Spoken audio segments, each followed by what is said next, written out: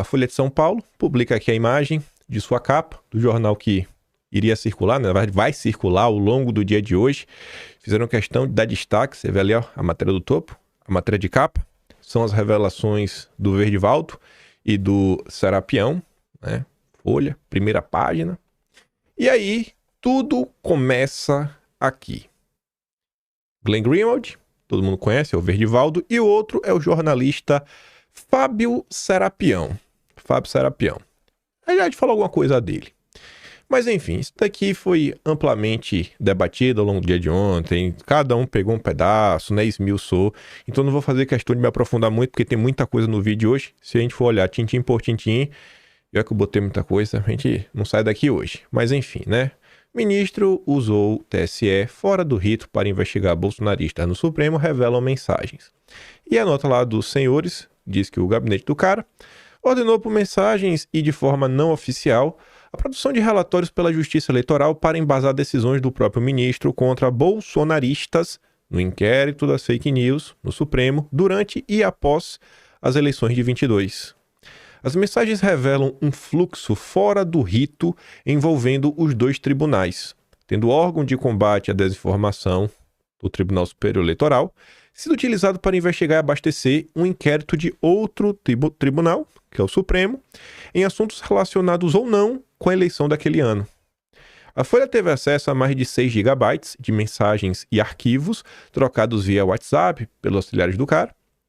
As mensagens abrangem o período de agosto de 2022, já durante a campanha eleitoral, a maio de 2023. A Folha obteve um material com fontes que tiveram acesso a dados de um telefone que contém as mensagens, não decorrendo de interceptação ilegal ou acesso hacker. Aqui é algo que um ou outro comentou, mas não tem assim tão destaque na rede social, que é o seguinte: como que essas mensagens elas ganham luz?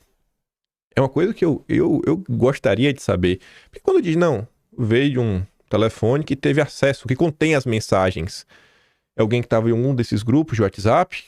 Algum dessas pessoas, sei lá, tinha um telefone e eles venderam o telefone caiu na mão de alguém comprou o celular e falou, nossa, o celular que eu ganhei, que eu comprei, veio com essas mensagens dentro, vou dar para a Folha de São Paulo. São questionamentos, né? Na mão do Glenn Greenwald, que ficou conhecido pela Vaza Jato no Brasil, né? Fora o caso Snowden lá atrás, mas no Brasil pela Vaza Jato. Então são aquelas coisas que eu acho que todo mundo deve se questionar, porque esses pontos eles são interessantes. E aí eu trago uma informação extra. O Fábio Serapião, coloca se você acha alguma coisa sobre Fábio Serapião e inquérito. Vê se ele está sendo investigado por algum inquérito. Talvez ele esteja meio chateado. Seja uma das motivações chegar na mão dele. E reza a lenda, isso eu ouvi da boca de jornalistas do consórcio, que tava um clima meio ruim no início do ano, de jornalistas que não eram da Globo, e tava todo mundo assim olhando, e gente que tem acesso, fontes de alto nível, falam assim, poxa cara, só quem tá tendo os bastidores, os furos, é a turma do amor, né? A turma da Globo.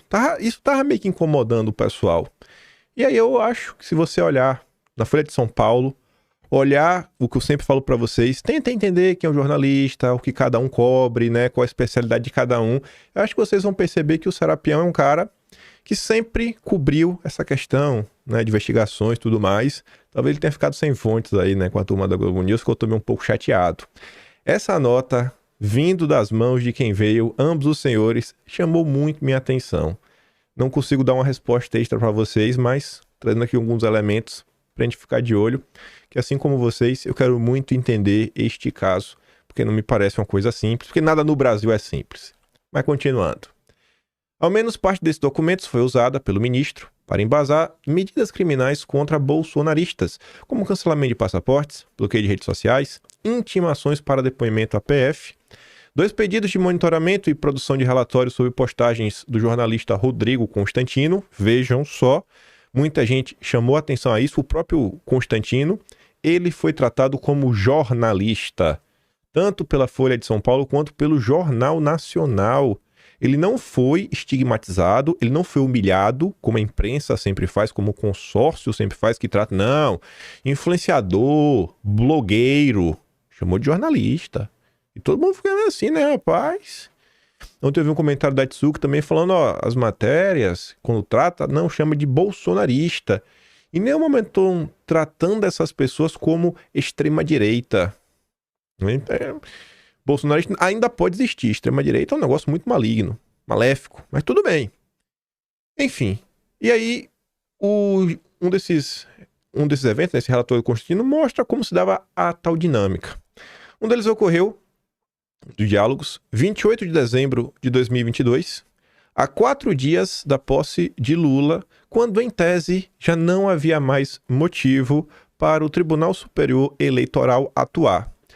O juiz auxiliar do gabinete do ministro, no Supremo, pergunta a Tagliaferro, do TSE, se ele pode falar. Aspas, posso sim, posso sim.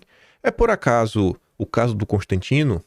Depois desse áudio, os dois iniciam a conversa sobre um pedido do ministro para fazer relatórios a partir de publicações das redes de Constantino e do também bolsonarista Paulo Figueiredo.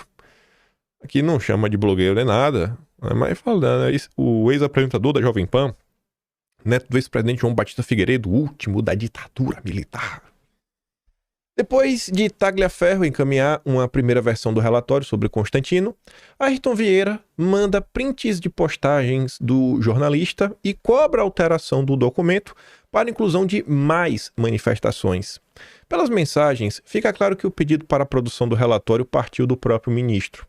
Aspas, quem mandou isso aí, exatamente agora, foi o ministro, e mandou dizendo, vocês querem que eu faça o laudo? Ele tá sim, ele cismou com isso aí. Como ele está esses dias sem sessão, ele está com tempo para ficar procurando, diz Ayrton Vieira em áudio enviado a Tagliaferro às 23h59 da noite daquele dia. É melhor pôr as postagens, alterar mais uma vez, aí satisfaz sua excelência. O assessor do TSE então responde, já na madrugada do dia 29 de dezembro, e afirma que o conteúdo do relatório enviado anteriormente já seria suficiente, mas que iria alterar o documento e incluir as postagens indicadas pelo ministro por meio do juiz instrutor. Aspas. Concordo com você, Eduardo. Se for ficar procurando postagens, vai encontrar, é evidente. Mas como você disse, o que já tem é suficiente. Mas não adianta. Ele, o ministro, cismou. Quando ele cisma, é uma tragédia. Aspas de novo. Peço para o Eduardo analisar as mensagens desse Constantino para vermos se dá para bloquear e prever multa. Diz a mensagem do ministro, cujos prints foram enviados a Eduardo Tagliaferro. Aspas, já recebi e, aspas de novo, está para derrubada, responde o assessor do TSE em duas mensagens. Em um primeiro momento, Ayrton Vieira diz que o bloqueio seria dado pelo TSE e a multa pelo STF em poucos minutos. No entanto, ele informa que tudo será pelo Supremo e pede para Tagliaferro caprichar. Eduardo, bloqueio e multa pelo Supremo, né, Constantino. Capriche no relatório, por favor. Risadas. Aí, com o ofício, vi e-mail, obrigado. Deu uma caprichada aí contra o Constantino. Essa foi a parte 1. Primeira nota da Folha de São Paulo. Poucas horas depois, mais ou menos, eu não sei se chegou a dar 2 horas depois, a Folha publica uma segunda nota com áudios. Não lembro se essa primeira já tinha áudio, estou na dúvida agora, mas enfim, essa tinha áudios, falando sobre como os senhores ali que estavam conversando, como eles enxergavam algumas coisas do que estava acontecendo, né? Aí tá aqui um áudio, não vou dar play nos áudios, quem quiser tá na rede social disponível, senão o vídeo vai ficar gigantesco. O juiz instrutor Ayrton Vieira, principal assessor do ministro, demonstrou em áudios a preocupação com a forma de atuação dos gabinetes do ministro. O outro lado, o ministro e seus auxiliares foram procurados e não responderam aos questionamentos. Depois saiu uma nota oficial falando que tudo que foi feito dentro da legalidade. Tem a nota oficial, está nos perfis da corte, você acha nas redes sociais, pode ver, a Globo também falou um pouco sobre isso. Aí o áudio faz parte desta nota, saiu às 7h11 da noite, deixa eu ver qual a hora da outra, 7h11, 5h18, quase 2 horas, quase menos de 2 horas de diferença, mas enfim. O auxiliar do ministro sugere em áudios estratégia para evitar uso descarado do TSE. Ouça. Duas mensagens enviadas em 10 de outubro de 2022 por Ayrton Vieira a Eduardo Tagliaferro mostram o receio de que algo viesse a público. Formalmente, se alguém for questionar, vai ficar uma coisa muito descarada, digamos assim. Como um juiz instrutor do Supremo manda um pedido para alguém lotado no TSE e esse alguém, sem mais nem menos, obedece e manda um relatório, entendeu? Ficaria chato. E aí tem essa conversa lá um pouco maior, é mais longa. Mas com isso daqui você consegue entender, né, o segundo ponto que foi abordado pelos senhores jornalistas da Folha de São Paulo. Então, primeiro ponto, falam que teve, né, vou até voltar na manchete para ser extremamente justo. O primeiro ponto que os jornalistas da Folha trazem é que algumas coisas podem ter ocorrido fora do rito, né? Algumas investigações podem ter seguido o rito normal. É o primeiro ponto. O segundo ponto é que os senhores que estão nas mensagens meio que reconhecem que os ritos não são tão normais assim e que se fossem questionados poderia ficar meio chato. Isso daqui foi as duas principais notas, do Glenn e do Serapião, publicadas ontem e que tomou conta das redes sociais. Todo mundo comentou, análises, críticas, enfim, pautou o debate. Parte 1, parte 2. Só que teve a parte 3. Mas vamos ficar ainda no dia de ontem. Vamos olhar primeiro a repercussão da parte 1 e parte 2. A parte 3, essa a gente vai esmiuçar com mais detalhes, porque é nova, 4 da manhã. E eu achei ela mais intensa do que a parte 1 e a parte 2. Mas enfim. José de Abreu, ator da Globo, mandou na lata. O ministro deveria mandar fechar a Folha de São Paulo. E eu concordo. Vai lá, Zé. Tamo junto, irmão. É isso aí. Pau. Sem duas conversas. Isso é a esquerda, gente. Isso daqui é a esquerda. Isso daqui também é a esquerda. Hipocrisia é a marca da esquerda brasileira. O tweet de cima é do Thiago dos Reis, uma das maiores lideranças do lulismo nas redes sociais. Thiago dos Reis, personagem central do gabinete da ousadia do PT, que apareceu nas diversas matérias do Estadão sobre, né, que se tornou um certo escândalo ao longo do mês de maio. Thiago dos Reis, né, às 7h50 da noite ontem, dizia: o bolsonarista Glenn, pronto, o Verdivaldo agora é bolsonarista, soltou uma matéria na Folha para atacar o ministro e tentar salvar o Bolsonaro. Pode prender Bolsonaro, né, e jogar a chave fora. Para isso eu só tenho 3 palavras. Ministro, eu autorizo. Quem está com o ministro, comenta aí. Ministro, autorizo. O mesmo Thiago dos Reis, em 29 de outubro de 2020, escrevia: prometeu uma chuva de áudios da Vaza Jato, jogou na cara da Carla Zambelli, estamos esperando até agora. E quando alguém pergunta, ele fica bravo. Mas mesmo assim, o Glenn foi um herói. E o Lula está livre graças a ele. Aqui o Verdivaldo era herói, né? Vejam só. Quer dizer, então foi um bolsonarista, né, que livrou o Lula. A gente é piada essa gente, né? Esse daqui ainda é pior. Alberto Cantalice, filiado ao PT. Presidente da Fundação Perseu Abramo, Fundação dos Intelectuais do PT. Alberto Cantalice, ele estava presente desde a primeira reunião das ONGs e outros grupos da sociedade civil, ONGs também, né? Os think tanks da vida, com os assessores dos parlamentares americanos, naquele evento que começou a ser organizado pelo Washington Brasil Office no início de 2022, que foi crescendo ao longo do ano e que, bom, graças a eles, né, a nossa democracia foi salva. Vocês devem lembrar tudo isso. Financial Times, em junho do ano passado, soltou aquela nota contando como o Biden entrou em campo para salvar a democracia, junto com a CIA, junto com a Laura Richard. Então, assim, é um petista graúdo aqui diante de nós. Pois bem, ali abaixo, o comentário que o Cantalice fez ontem, Nunca acreditei nesse Verdivaldo. Nunca reverenciei. Tem toda a pinta de farsante. Todos aqueles que querem se colocar acima do bem e do mal são do mal. E ali temos um tweet de 2020. O jornalista que se omitir ou apoiar essa perseguição a Glenn Greenwald é indigno de seguir na profissão. Naquela época o Glenn era gente boa, né, Cantalice? Isso é a esquerda. Isso é a esquerda. Isso é o petismo.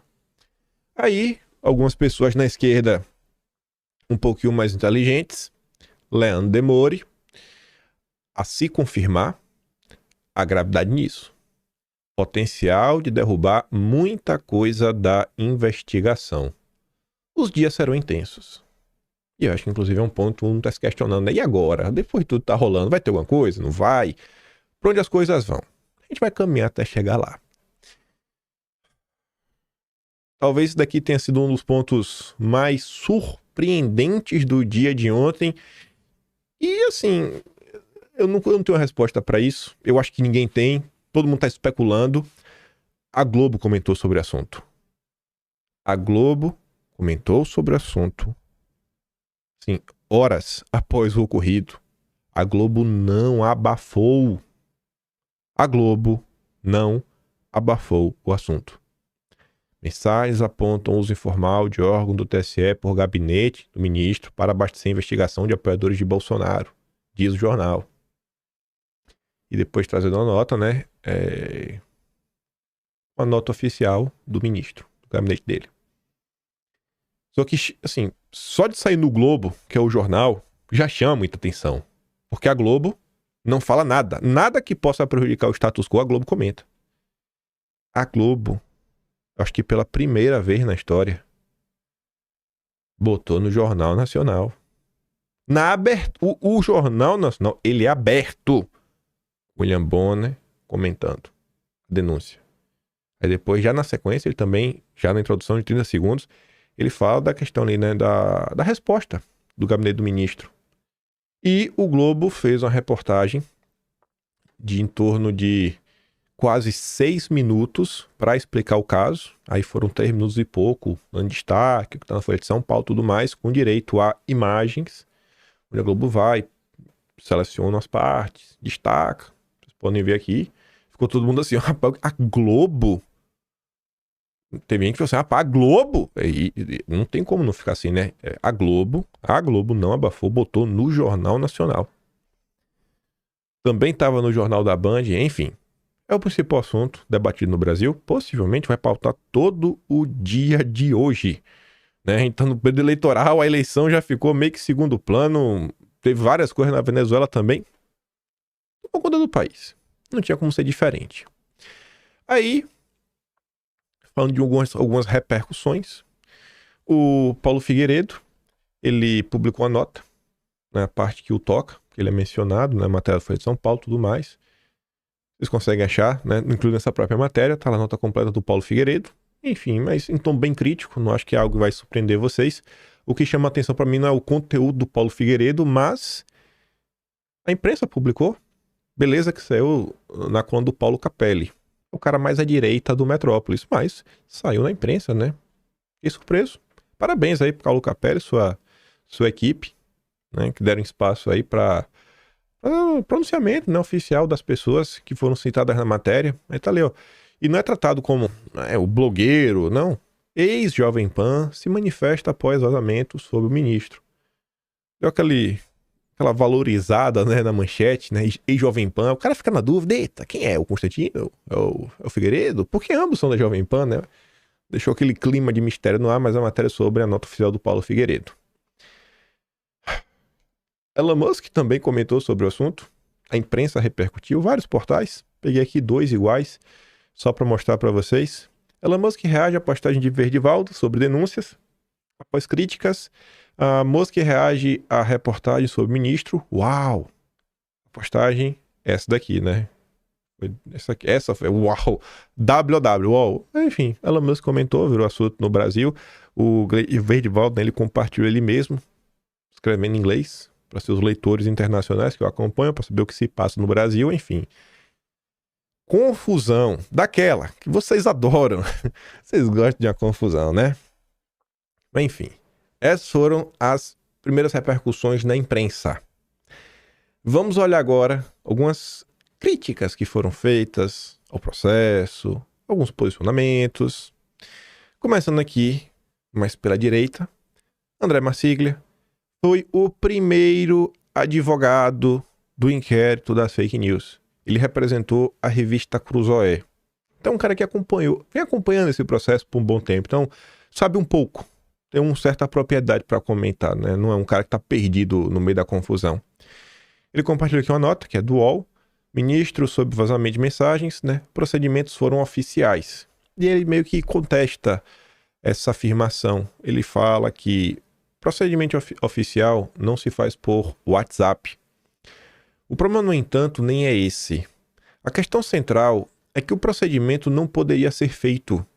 Quem julga não pode investigar, direcionar a investigação e escolher investigado, ocorrendo a vício insanável e parcialidade do julgador.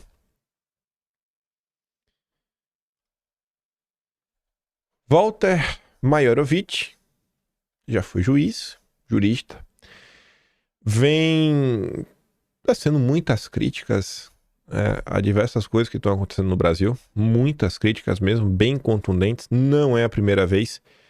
Nos últimos 2 dias, ele que fez uma nota que circulou bastante no Brasil, onde ele comenta sobre o caso do Felipe Martins, os erros que aconteceram em sua visão. Ele acha assim que foi absurdo, né? O Felipe Martins ter ficado tanto tempo preso. E pela chamada aqui dá para você mais ou menos entender o que ele vai falar.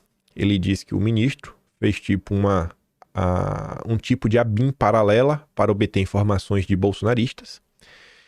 E se você para assistir a sua fala, eu não vou dar play nessa por uma razão. São 8 minutos e 47 ou 37 segundos. Eu não vou dar play 8 minutos da fala do Majorovich. Ele segue um tom similar da Folha de São Paulo, que eu já mostro para vocês. Onde ele fala o seguinte, ó, eu tô comentando aqui, eu não tô aliviando pros golpistas, eu não tô negando que houve um golpismo, então assim, eles validam toda a tese, tudo que aconteceu, né, que assim que existe um movimento golpista no Brasil, toda aquela história, mas mesmo assim, mesmo com golpismo, mesmo com isso, mesmo com aquilo outro, é injusto o que tá acontecendo, né, assim, não é o melhor dos ritos, né? Não é o melhor dos caminhos, esse caminho que a gente vem trilhando. O mesmo Walter Majorovich, ele deve ter ficado, né, sei lá, deve ter comentado alguma coisa, falou, pô, devia ter dito algo a mais. Aí depois ele escreveu uma nota ainda mais intensa, dizendo que o ministro terá que enfrentar impeachment por abuso de poder e desvio de função. Afirmação pesada, né? Até para um cara que é crítico e que vem tecendo críticas frequentemente. E como eu acabei de falar, né? Ele não é bolsonarista. Ele acha que o bolsonarismo é um bando de golpista. Então não é uma crítica que está vindo da direita. Ah, é um cara da direita, é um apoiador de Bolsonaro que está aproveitando a situação meio que para surfar. Cara, não é. O Walter Majorovich, ele não é apoiador de Bolsonaro. É uma pessoa que odeia Bolsonaro e tem essa opinião. Folha de São Paulo tem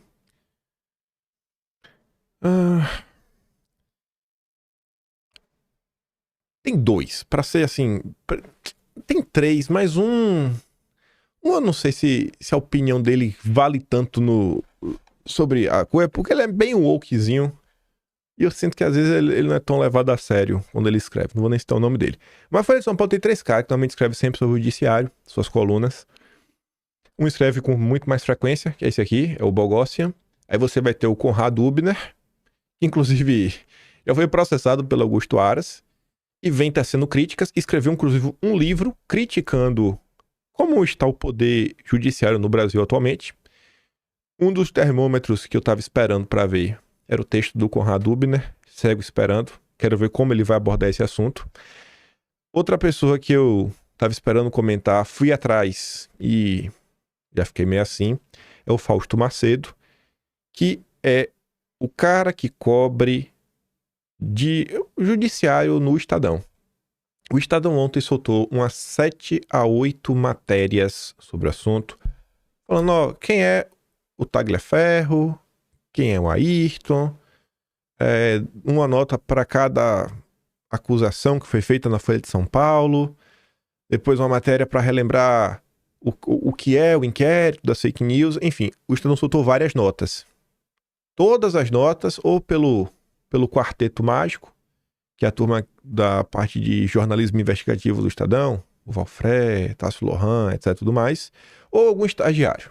Cara, assim que eu vejo assim, isso aqui é só aquelas matérias feijão com arroz. O Fausto Macedo, que é ele, a Pepita Ortega e mais uma menina que eu esqueci o nome agora, que é quem cobre mesmo e os assuntos pesados saem lá. Teria também o Marcelo Godoy. Marcelo Godoy não falou nada. O Fausto Macedo só publicou uma única nota, e a nota do Fausto Macedo, ele replica a nota oficial do gabinete do ministro. Mas eu fiquei meio assim, né? Não criticou, não falou nada. É um player importante nesse debate jurídico, é um jornalista da área que faz a cobertura, tá calado. Então, é duas figuras que eu estava esperando para olhar. Na Metrópolis, a única opinião que chamaria mais minha atenção seria do Guilherme Amado. Se ele escrevesse algo num tom bem crítico, também não fez assim. Bela Megali, com certeza traria informação aí, né, de como tá o clima lá dentro da corte. E a Bela Megali não trouxe ainda, né? Tô esperando a Bela Megali comentar com suas fontes, também é uma fonte que eu tava esperando. E a turma da Globo News, né? São os indicadores, os bons termômetros pra gente ver como anda o debate. Mas enfim. O Bruno Bogancia, foi o que eu falei pra vocês, ele segue mais ou menos a linha do que o Walter Mairovich falou naquele recorde de 8 minutos e meio, que tá aí questão da bem paralela. Recomendo que vocês escutem todo. Vocês acham fácil nas redes sociais. E o Bogancia diz que o ministro escolheu concentrar poder em vez de corrigir os vícios. Aí ele começa fazendo afirmações, que acho que algumas vocês vão discordar. Como, por exemplo, né? A PGR tinha dado todos os sinais de sua letargia quando o ministro mandou engavetar um pedido de investigação contra o Augusto Aras. Era agosto de 2021 e o ministro afirmou que faltavam indícios sobre o interesse do PGR em dar guarida a Bolsonaro para, entre outros crimes, tentar demolir o sistema eleitoral. O Aras agiu de má vontade ou não quis agir? Ou será que realmente não tinha nada? Mas é aqui um ponto que, para a imprensa, o Aras não fez nada, não fez o que deveria fazer, e acho que para grande parte da direita, o Aras fez o que ele deveria ter feito, né? Então, mas esse é o tom que o Bogancia está dando. A tolerância com a omissão da PGR e a concentração de poderes no Supremo contam duas partes da mesma história. O ministro se acostumou com a presença de Aras como um objeto inanimado na paisagem institucional. Em vez de corrigir o vício, o ministro deu um jeitinho para ocupar aquele espaço. O acúmulo de superpoderes no gabinete do ministro ganha novos contornos com as revelações dos jornalistas Fábio Serapião e Verdivaldo. Reportagem da Folha aponta que o ministro participou da fabricação de relatórios do TSE que ele mesmo usaria no Supremo para ordenar medidas contra suspeitos de difundir material com teor golpista. As mensagens trocadas entre assessores dos dois tribunais mostram que o ministro não foi apenas um juiz rigoroso contra aqueles que representavam um risco à democracia. Nesse quesito, há queixas razoáveis, mas o ministro agiu às claras, submeteu suas decisões a escrutínio público e foi respaldado pelo tribunal. Até voltar, né? Vamos ler de novo esse parágrafo. As mensagens trocadas, né, mostram que ele não foi apenas um juiz rigoroso, né, contra aqueles que representavam o risco à democracia. Nesse quesito, há queixas razoáveis. Tem umas queixas que fazem sentido, mas o ministro agiu às claras e as suas decisões foram submetidas a escrutínio público e respaldadas pelo tribunal. Ele está falando que a imprensa apoiou, né? E o plenário referendou. A decisão de queimar etapas em segredo e simular passos desse processo, por sua vez, indica que ele escolheu ignorar alguns limites à sua autoridade. É ilustrativa a mensagem que um auxiliar envia para ordenar a alteração de um relatório que deveria ter sido produzido de forma espontânea. Ele cismou. Quando ele cisma, é uma tragédia. A preparação de um golpe foi uma ameaça real, e os suspeitos exibiram provas ao ar livre. A movimentação do ministro foi a única defesa consistente daquele período, mas isso não impede que seus métodos sejam questionados. Aceitar que um ministro tenha um controle absoluto do processo e recorra à informalidade para aplicar a lei é um erro. Então, até o final do dia, tá ruim. Tá meio ruim, né? Tá meio ruim. Aí veio nossa grande Raquel Landim. Se os garantistas utilizarem a mesma régua, o ministro é Moro e Deltan. Meio que ao mesmo tempo, né? E ela faz um texto explicando, relembrando algumas coisas que aconteceram. E aí Raquel Landim termina de um jeito. Não sei se ela já tinha visto algumas postagens nas redes sociais antes de escrever isso daqui. Mas ela fala que o Brasil está tão dividido e irracional, contudo, que o mais provável é que não haja lógica alguma nos posicionamentos políticos nos próximos dias, e que os garantistas de ontem defendam o ministro e os lavajatistas daquela época ataquem o ministro, onde sua polarização falta coerência. É porque os garantistas eles são petistas. O petista sempre vai defender o petismo. É só isso. Aí, você temos aqui um grande garantista, Augusto de Arruda Botelho. Era, inclusive, secretário do Ministério da Justiça, do Dilma. A comunicação e a troca de informações entre tribunais é completamente diferente da comunicação e da troca de informações entre partes. Aí o procurador por São Paulo, Fabrício Drummond, replica dizendo: a comunicação e troca de informações entre tribunais se dá por decisão fundamentada e ofícios. E Augusto pergunta: você manda ofício para o estagiário do GAECO pedindo ou mandando informação? Me poupe. E o Fabrício Drummond diz: não. Eu mando para a chefia do órgão. Já mandei ofício para mim mesmo, quando desempenhando 2 cargos, uma vez que não se trata da minha pessoa física, e para que fique documentado para os que venham a ocupar depois de mim. No meu entender, o ocupante do cargo não se confunde com o cargo em si. Então, os garantistas saíram em defesa, né? Eles mudaram de entendimento, né? Porque agora mudou. Agora mudou. Os garantistas, né? O grupo Prerrogativas. Absolutamente nada comprometedor. Diz Big Mac, né? Marco Aurélio de Carvalho, filiado ao PT há mais de 2 décadas e coordenador do grupo de advogados. Ó, de coração, eu gosto do Poder 360, mas se algum de vocês me assiste, Fernando Rodrigues, você é diretor de jornalismo, cara, isso aqui é um desserviço. Isso aqui não é jornalismo. Você colocar como coordenador de grupo de advogados só essa informação é uma meia desinformação. O Prerrogativas é um grupo de advogados ligados ao PT. Sempre foi noticiado assim pela imprensa, inclusive pela própria Mônica Bergamo na Folha de São Paulo. Sabe, você coloca assim, dessa forma, fica parecendo que é um grupo qualquer, um grupo independente, imparcial, sabe? Da mesma forma, quando aparece assim algum grupo, fala assim, um grupo conservador, aliado a Bolsonaro, você tem que trazer a pessoa para o leitor conseguir entender. Eu acho que já coloca na manchete. Pelo menos eu faria isso, né? Porque não se faz assim quando é de direita, não. O bolsonarista, o direitoso, o conservador. Coloca, né? Grupo de advogados ligados ao PT, cujo seu coordenador, filiado ao PT há mais de 2 décadas. Não sei se ele foi padrinho do casamento de Lula. Tenho essa dúvida, mas ele tava lá. Aí, os lavajatistas que lá atrás criticaram, agora, né? Agora estão criticando também. Deltan considera grave. Moro diz que ainda não leu. O Moro é demais, né? Eu adoro essa do Moro. E aí, Moro? Não li ainda.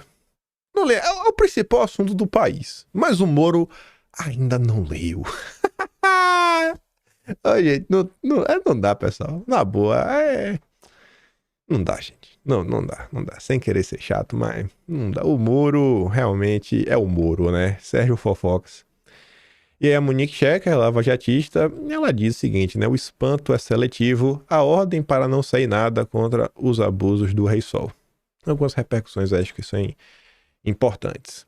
Aí o Bastidor publicou nota.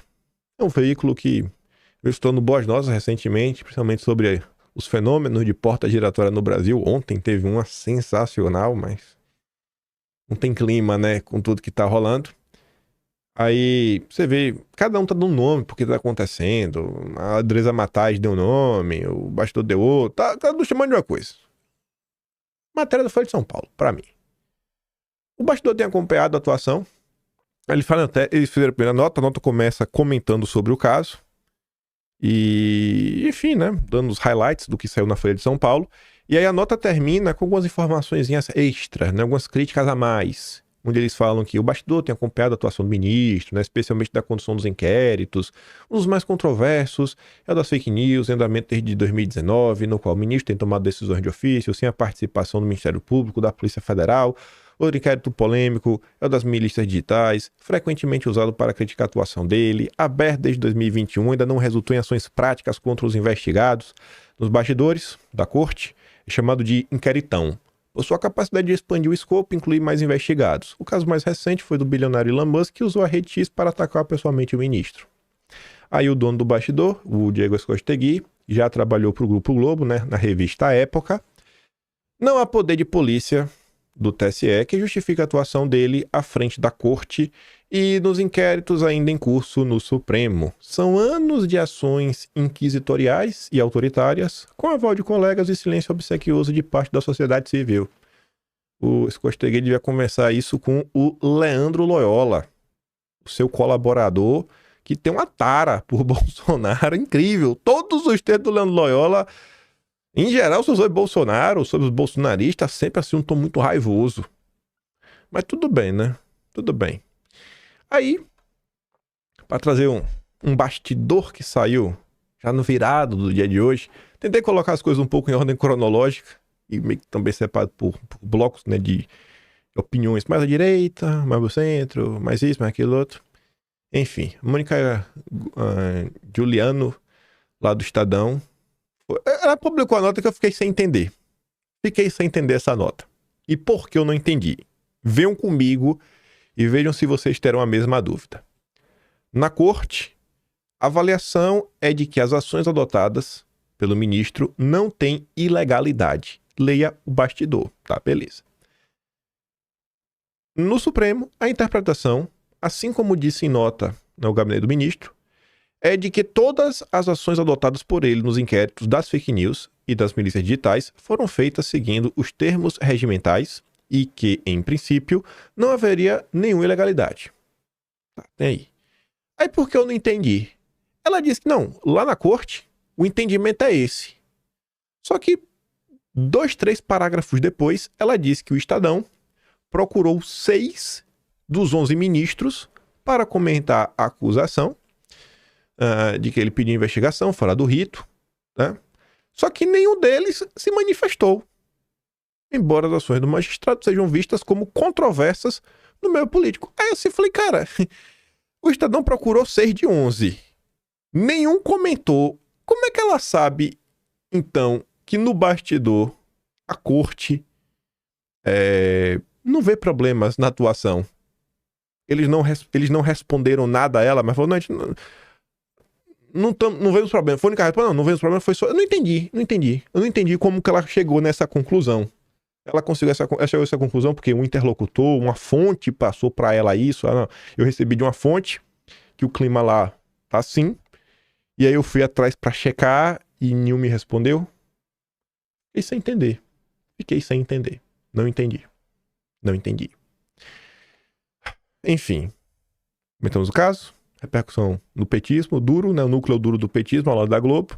As primeiras críticas, e aí tiveram algumas análises que eu acho que são interessantes. Todo mundo se perguntando, mas e agora? E agora? Pois bem. Cláudio Dantas ontem, ele escreveu um artigo interessante no Twitter. Ele traz alguns pontos. Inclusive ele coloca algumas coisas na mesa de algo que chamou minha atenção esses dias e eu comentei com vocês. Foi uma certa entrevista de um certo senhor para uma certa emissora de TV. E o Dantas colocou ali, né? No teatro do absurdo, qual será o próximo ato? Ou a manchete que ele deu. Aí o Dantas, ele coloca uma tese na mesa que é interessante. Ele fala que existe uma lei não escrita em Brasília que impede um poder de colocar a mão no bolso de outro. E aí o Cláudio Dantas diz que o ministro Flávio Dino, talvez querendo agradar o governo, ele violou a regra dias atrás, uma regra que não existe, não está na Constituição. Isso aí assim, é como se fosse um acordo de cavalheiros, né? Dias atrás, ao suspender o pagamento das bilionárias emenda Pix. Isso daí teria desagradado, obviamente desagradou o Congresso, né? Quem quer perder as emendas Pix? Quem é o senador, principalmente do Centrão, que quer perder as emendas Pix? Aí depois o Dantas fala que o Gonê meio que apoia isso aí também, teve mais gente aí que concordou com essa decisão, e o Congresso ficou meio chateado. E aí o Dantas diz que há meses, durante a discussão sobre a PEC contra a turma da fumaça, ouviu de um senador que a paciência com o ativismo do judiciário estava se esgotando entre os parlamentares e que, no jogo político, era esperado que o Supremo cedesse em algum momento para que o país pudesse vir a ter uma perspectiva, ainda que remota, de retorno à normalidade. Aí o Dantas sai colocando ali algumas coisas que teriam feito o clima piorar no Brasil. Cassação sumária no deputado, detenção arbitrária de ex-ministros e a inabilitação desarrosada de um ex-presidente que vive diariamente sob achincalhe público e ameaça de prisão. Isso encheu o copo. A gota d'água, entretanto, foi o avanço sobre as emendas parlamentares. Isso é a cara do Brasil, né? Fizeram 1000 coisas. Tá de boa. Mexeu no dinheiro dos parlamentares, aí eles ficaram revoltados. O novo TCU sobre as joias e relógios recebidos por Bolsonaro representou um constrangimento menor do que a entrevista concedida por Nelson Jobim à CNN. Eu falei, olha...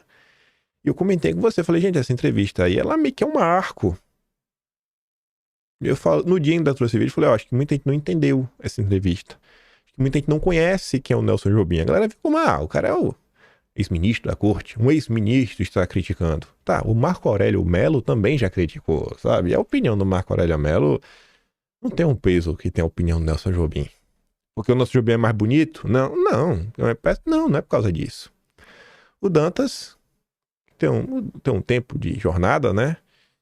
Ele pontuou algumas coisas que eu comentei em vídeo também, que ele fala assim, ó, ex-deputado, o Nelson Jobim é ex-deputado, ex-ministro da Justiça, ex-ministro da Defesa, ex-presidente do Supremo e hoje ele é sócio de André Esteves no BTG.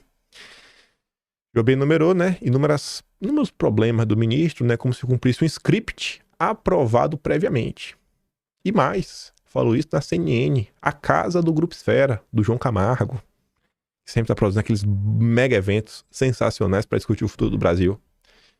Enfim, ressalta o simbolismo da fala de Jobim, que serve como um porta-voz informal do universo político, do jurídico e do sistema financeiro.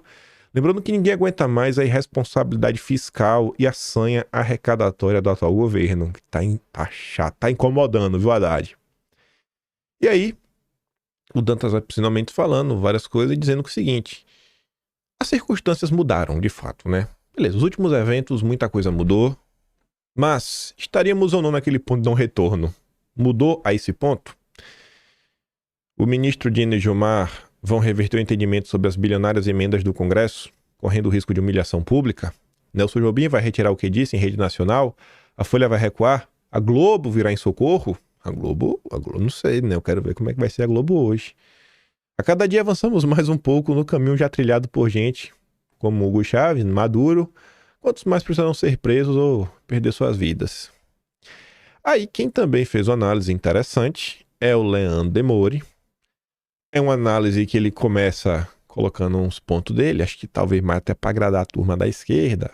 Ele conta o que foi o caso do Moro, para falar o que tá... Agora é tudo diferente. Não dá para comparar o que aconteceu com o Moro com o que aconteceu agora. Beleza. E aí depois que ele faz essa ressalva, ele fala assim, mas, mesmo os casos não sendo iguais, existe o impacto político da matéria de hoje da Folha de São Paulo, e o que conta é como a história será contada.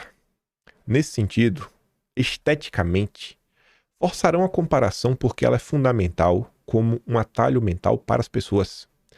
Há um jogo sendo jogado faz tempo e ele leva duas coisas. Primeiro, ele botou duas coisas, né? Mas ele botou 3 itens. O Leandro Demora é muito bom de conta. Primeiro ponto, anistia total dos criminosos do 8 de janeiro e tudo que veio antes daquele dia. Isso inclui Bolsonaro, que quem presta atenção no que eu digo já sabe disso faz tempo. Então demore aí, se você é uma pessoa que deseja que Bolsonaro concorra a 2026, demore que é colocar esperança em seu coração. Segundo desdobramento. Curiosamente, a entrevista do Nelson Jobim ao Poder 360, não, foi a CNN, demore. 2 dias atrás, a Operação Elon Musk, que veio ao Brasil pela mão do Fábio Faria, todos esses personagens estão ligados ao BTG. Qual o nome da mão que balança esse berço? 3. Se houve de fato tentativa de maquiar aquisição de provas via TSE para inquéritos no Supremo, parece que elas devam ser anuladas. Quem disse é o Demore. O que seria correto a ser feito, caso confirmasse. Mas a operação em curso vai usar isso para inflar o fato e extrapolar suas consequências políticas e de negócios. Dezenas de senadores estão dispostos a encarar o Judiciário e no Supremo à disposição de enfrentar o Senado. Insisto mais uma vez, há um grande jogo em campo, com interesses distintos que vão dos negócios de banqueiros e magnatas até as mais comezinhas vinganças de bandidos da extrema-direita. Esse jogo vem sendo jogado há tempos, Twitter File, gravação do CID, movimentação do TCU, melar o carro das joias, tudo conflui. Não estou otimista.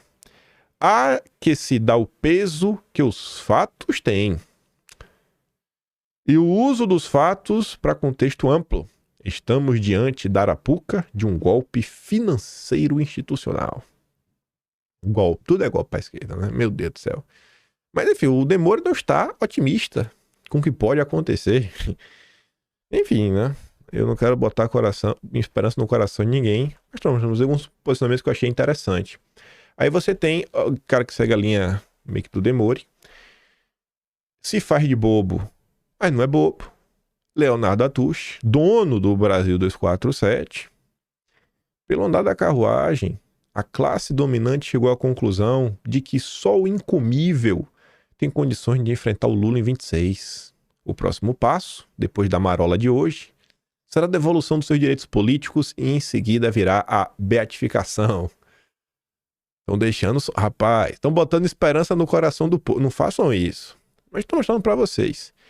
E aí temos um representante do MBL, um extraoficial, tipo Power Ranger branco, André Guedes. Todos são autoritários. O ministro, o Bolsonaro, o Lula, todos. A única diferença é o método. Se você diz estar ao lado da liberdade, mas fica bajulando um deles, você é só um farsante. Pronto.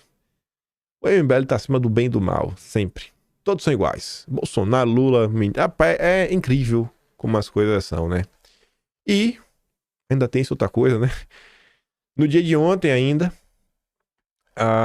os deputados começaram a se movimentar. Diante desse caso aí, estão pedindo a instauração da CPI de abuso de autoridade. O Paulo Capelli, lá no Metrópolis, também anunciou que a oposição vai se juntar e fazer meio que um super pedido, né, contra o ministro, juntar vários fatos que aconteceram, etc. Tudo mais.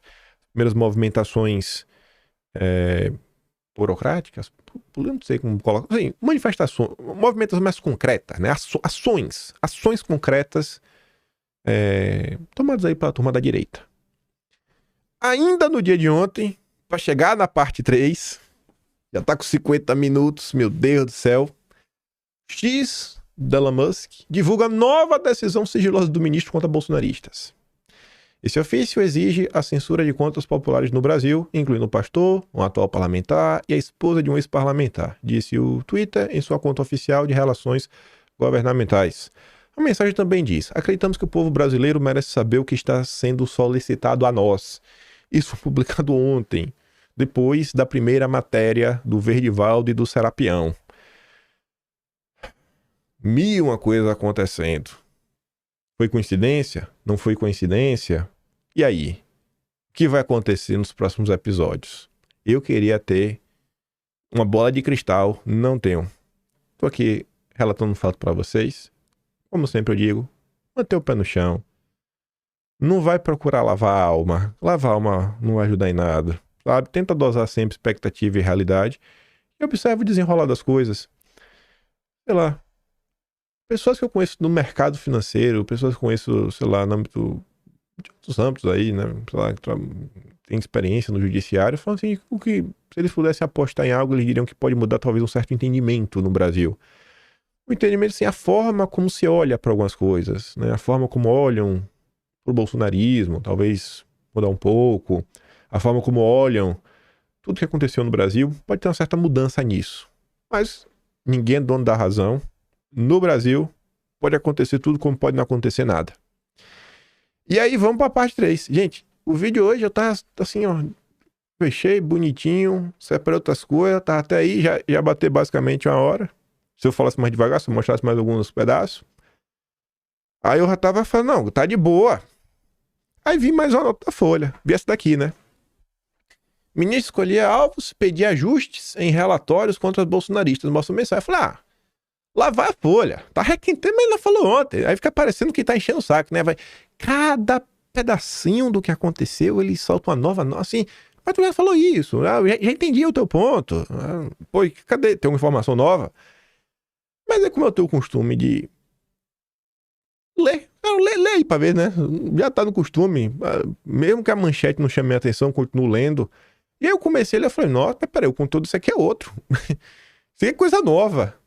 Eu olhei o horário, né? Falei, 4 da manhã cravado. Pô, esse horário de matéria programada, né? Assim, realmente o cara programou pra ser publicado às 4 da manhã. Pra já começar a pegar o início do dia. O cara que chega ali pra ler o jornal às 5, 6 da manhã, já começar o dia pautando o dia. Aí eu comecei a dar um bizu. Falar pra vocês, viu?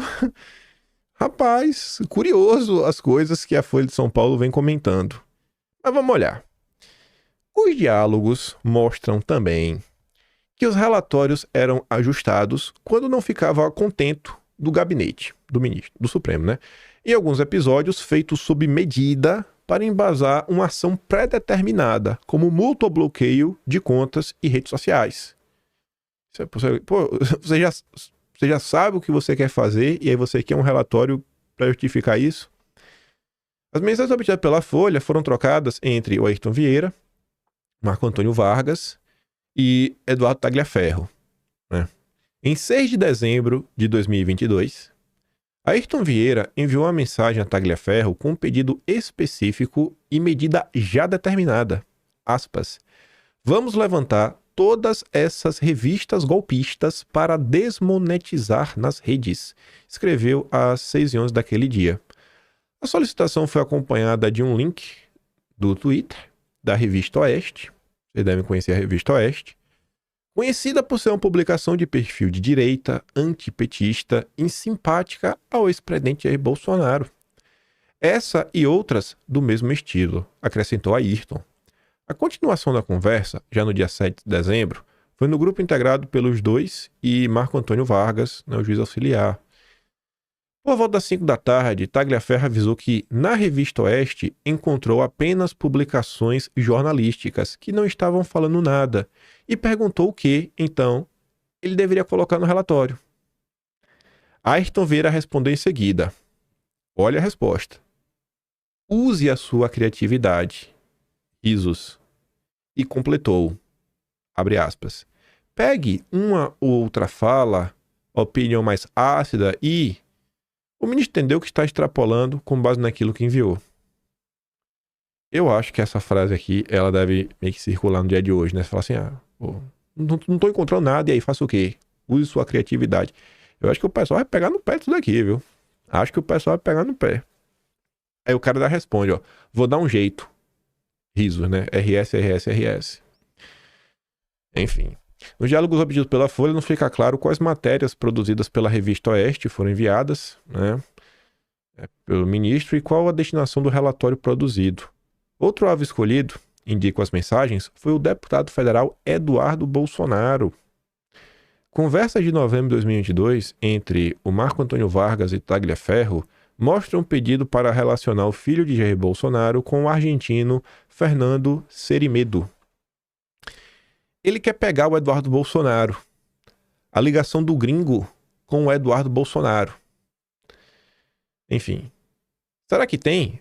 Respondeu Tagliaferro. No dia seguinte pela manhã, em meio a conversa sobre outros relatórios contra outras pessoas, os dois voltaram ao tema. Abre aspas. Tem um vídeo do Eduardo Bolsonaro, com a bandeira do jornal, que fez a live de ontem. Conseguimos aí relacionar ele àquilo, mandou Tagliaferro. Bom dia. Que beleza. Já no dia 6, o tema voltou a motivar a conversa entre os dois. Logo pela manhã, às 10h28, Tagliaferro disse a Marco Antônio Vargas que Cerimedo e Bolsonaro são amigos já faz 10 anos. O chefe do combate da desinformação ainda brincou e disse que, se prender o EB, deve ser Eduardo Bolsonaro, o Brasil entra em colapso. Abre aspas. Esse é bandido, respondeu o juiz auxiliar. Pô, não pega bem, né? Chamar deputado de bandido não pega bem. Não pega bem.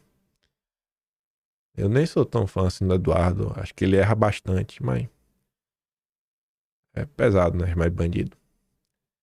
Houve uma pausa da conversa e por volta das 3h48, Tagliaferro enviou um relatório intitulado TSE Relatório Análise e Manifestações Antidemocráticas, Fernando Cerimedo. Veja se o ministro vai gostar, disse ele em outra mensagem. O relatório tem print dos vídeos de Cerimedo e usa fotos do argentino com Eduardo Bolsonaro para concluir pela relação dos dois há mais de 10 anos. Ainda em análise, identificamos, conforme exposto, a ligação entre Eduardo Bolsonaro e o autor das lives, Fernando Cerimedo, o quais se conhece há muitos anos, destrecho da conclusão do relatório. O juiz do TSE parece ter compartilhado o relatório com o ministro, indicam as mensagens, porque às 4h09, Marco Antônio Vargas reencaminhou para Tagliaferro uma mensagem com ordens do ministro sobre o que fazer com o relatório. Abre aspas. Vargas, : Pode bloquear os sites indicados. Ayrton, : Na PET sobre isso, vamos determinar o bloqueio também e o bloqueio das contas. Lembre-se sempre da ciência PGR, diz a mensagem. Em seguida, o juiz do TSE diz a Tagliaferro, : abre aspas, gostou e está disparando ordens. Poucos minutos depois, Marco Antônio Vargas repassou ao assessor do TSE o pedido do ministro e disse: puxou o fio da meada. Isso que importa. Não fica claro nas conversas quais medidas foram tomadas pelo ministro após o envio do relatório. Tagliaferro, depois do envio, afirmou que ele pode responsabilizar o Eduardo Bolsonaro pelas manifestações. Ponto. Abre aspas de novo. Já mandou preparar investigação nesse sentido no Supremo. KKKKKK, respondeu o juiz. É meio triste ler isso, sabe? Sério de coração pra vocês. Fico triste com o que acontece no Brasil, gente. Nossa, me dá uma tristeza, sabe? Não consigo sentir outra coisa se não for tristeza. Eu sinto que o ressentimento toma conta do Brasil. Eu sinto que as pessoas no Brasil, elas deixaram o emocional falar mais alto, sabe? Sei lá, dá risada. Pô, cara, risada, chama um disso, daquilo outro. Piadinhas. É um negócio sério tudo que tá acontecendo. Tudo que tá acontecendo no Brasil é muito sério. Enfim, né? Que Deus abençoe, toque o coração de todo mundo pro Brasil encontrar, sabe, um pouco de paz. E a gente tratar de assuntos que eu acho que são importantes. A gente conseguir curar as mazelas estruturais do Brasil. Segurança, saúde, educação. Como mostrou a Folha, em alguns casos, como o do jornalista bolsonarista Rodrigo Constantino, jornalista bolsonarista, jornalista, ainda que seja bolsonarista, também é jornalista. As mensagens indicam que o ministro pediu ajuste no relatório produzido pelo setor de combate à desinformação do TSE por meio de Ayrton Vieira. Também no caso do jornalista, Ayrton Vieira pediu para Tagliaferro caprichar no documento. Eduardo, bloqueie multa pela corte, né, Rodrigo Constantino. Capriche no relatório, por favor. Aí dá risada. Sabe, me deixa triste umas coisas dessas. Isso aqui estava na primeira nota, né, que já foi publicada, mas está nessa daqui também. Ainda relacionado a Constantino, em 22 de dezembro, aí o caso que está lá no início, né? Modificações em relatórios cujos alvos eram ele, o influenciador Paulo Generoso e o ex-apresentador Jovem Pan Paulo Figueiredo. Eduardo, as postagens que temos do Paulo Generoso, do Paulo Figueiredo e do Constantino, o ministro achou que estão muito voltadas para a pessoa dele. por favor, consiga para nós postagem desses três, nas quais eles criticam as eleições, o TSE, defendam golpe, enfim, nesse sentido. Ficamos no aguardo. Obrigado.